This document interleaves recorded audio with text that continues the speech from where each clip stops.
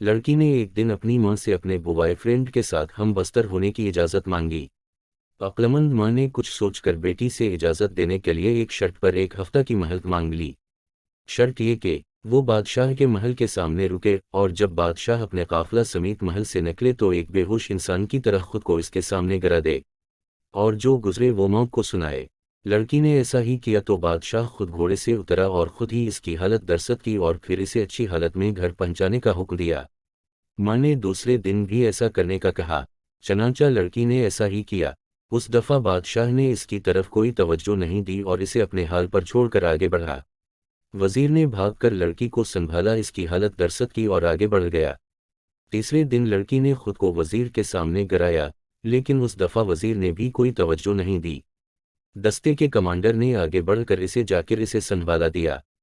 چوتھے دن ایسا کرنے پر کسی ایک سپاہی نے سنبھلا کیونکہ کمانڈر نے آج اس کی طرف کوئی توجہ نہیں دی۔ پانچویں دن عام راہگیر نے اسے اٹھایا۔ چھٹے دن لوگوں نے پاؤں مار مار کر اسے رستے سے ہٹایا۔ راہ چلتے بھکاری نے اسے سنبھالا۔ ساتویں دن انسانوں کے بجائے ایک کتا اس کے چہرے کو چاٹنے لگا۔ ماں نے بیٹی کو سمجھاتے ہوئے کہا کہ بالکل اسی طرح معاشرے میں جب کوئی گرتا ہے تو سب سے پہلے کوئی امیر شخص یا کوئی بگڑا امیر زادہ اس کی عزت نوچتا ہے، پھر وہ اس کو اپنے سے کمزوروں کے لیے چھوڑ دیتا ہے۔